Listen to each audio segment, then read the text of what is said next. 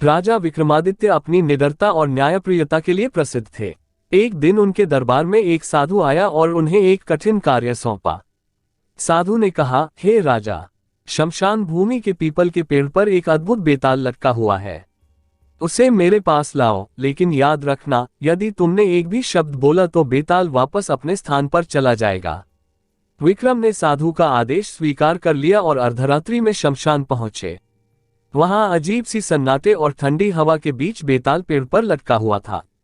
जैसे ही विक्रम ने बेताल को पकड़ा, बेताल बोल पड़ा, राजा विक्रम, यदि तुम रास्ते में चुप रहोगे तो मैं तुम्हें एक रहस्यमयी कहानी सुनाऊंगा, लेकिन यदि तुमने कहानी के अंत में उत्तर दे दिया तो मैं वापस पेड़ पर लौट जाऊंगा। बेताल ने कहना शुरू किया, काफी समय पहले की बात है। एक दूर के राज्य में एक विद्वान ब्राह्मण और उसकी पत्नी रहते थे। उनके पास संतान नहीं थी। हर दिन वे भगवान से प्रार्थना करते और एक संतान की कामना करते। एक दिन उनकी प्रार्थनाओं का उत्तर मिला। एक साधु ने उन्हें एक दिव्य फल दिया और कहा, इस फल को खाओ, तुम्हें एक पुत्र की प्राप्ति होगी। लेकिन ध्यान रहे, ये पुत्र तुम्हारे जीवन का सबसे बड़ा सुख और सबसे बड़ा दायक बनेगा। ब्राह्मण और उसकी पत्नी ने फल खा लिया और कुछ महीनों बाद उनके घर एक सुंदर बालक का जन्म हुआ। उसका नाम रखा गया अमृत। वह बालक अत्यंत होशियार, निडर और अद्भुत शक्तियों से संपन्न था। लेकिन जैसे जैसे वह बड़ा होता गया, उसके आसपास अजीब अजीब घटनाएं घटने लगीं। अमृत की छाया जहां भी पड़ती, वहां कुछ अजीब घटित होता। कभी फसल सूख जाती तो कभी जानवर अचानक मर जाते। गांव वाले डरने लगे और अमृत को श्रापित मानने लगे। लेकिन ब्राह्मण ने इन बातों को नजरअंदाज किया। एक दिन अमृत अपने दोस्तों के साथ जंगल में खेल रहा था। वहां उसे एक रहस्यमयी गुफा मिली। गुफा के अंदर उसने एक चमचमाती मूर्ति देखी, जिसके चारों ओर दिव्य रोशनी थी। अमृत ने मूर्ति को छुआ और अचानक गुफा हिलने लगी। एक गूंजती आवाज आई, तुमने मुझे छुआ है, अब तुम श्रापित हो। तुम्हारी शक्ति तुम्हारे अपनों के लिए अभिशाप बनेगी। अमृत डरकर गुफा से बाहर भागा। जब वह घर पहुंचा तो उसके माता पिता ने उसे समझाने की कोशिश की, लेकिन तब तक अमृत का व्यवहार बदल चुका था। वह क्रोधी और असहनीय हो गया था। गांव में बुरी घटनाएं बढ़ने लगीं। लोग अमृत को दोष देने लगे।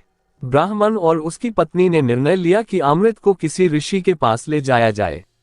ऋषि ने कहा, इस बालक के श्राप को केवल तभी समाप्त किया जा सकता है जब यह अपनी सबसे प्रिय चीज का बलिदान करेगा। अमृत के लिए उसकी सबसे प्रिय चीज थी उसकी माँ। इस सत्य को जानकर ब्राह्मण दंपति विचलित हो गए, लेकिन श्राप को समाप्त करने के लिए उन्होंने बलिदान की योजना बनाई। अमृत को अपनी माँ की बलि का सच पता चल गया। वह रात को घर से भाग निकला। जंगल में भागते हुए उसे वही गुफा दिखाई दी। उसने सोचा कि शायद वही उसके श्राप का उत्तर हो। वह गुफा में गया, लेकिन इस बार गुफा के अंदर कुछ और ही दृश्य था। वहां एक विशाल दानव खड़ा था, जिसने कहा, तुमने मुझे 2 बार परेशान किया है, अब इसका परिणाम तुम्हें भुगतना होगा। अमृत ने दानव से लड़ाई की। उसकी शक्तियां अभूतपूर्व थीं, लेकिन अंत में दानव ने उसे पराजित कर दिया और उसे श्राप के कारण एक पत्थर में बदल दिया। बेताल ने कहा, तो हे राजा विक्रम, बताओ, क्या अमृत ने सही किया जो उसने अपनी मां का बलिदान नहीं होने दिया, या उसे अपने श्राप को समाप्त करने के लिए बलिदान स्वीकार कर लेना चाहिए था? विक्रम सोच में पड़ गए। उन्होंने जवाब दिया, अमृत का निर्णय सही था। किसी भी श्राप को समाप्त करने के लिए किसी निर्दोष का बलिदान नहीं होना चाहिए। सच्चा बलिदान वही है जिसमें हम अपने भीतर के दोषों और भय का त्याग करें। बेताल हंस पड़ा और बोला, राजा विक्रम, तुमने सही उत्तर दिया। अब मैं वापस चला जाऊंगा। और वह फिर से पेड़ पर लौट गया। विक्रम ने समझा कि यह साधु, बेताल और श्राप की कहानी आपस में गहराई से जुड़ी हुई है। लेकिन अब बेताल को पकड़ने के लिए उन्होंने और भी दृढ़ निश्चय कर लिया।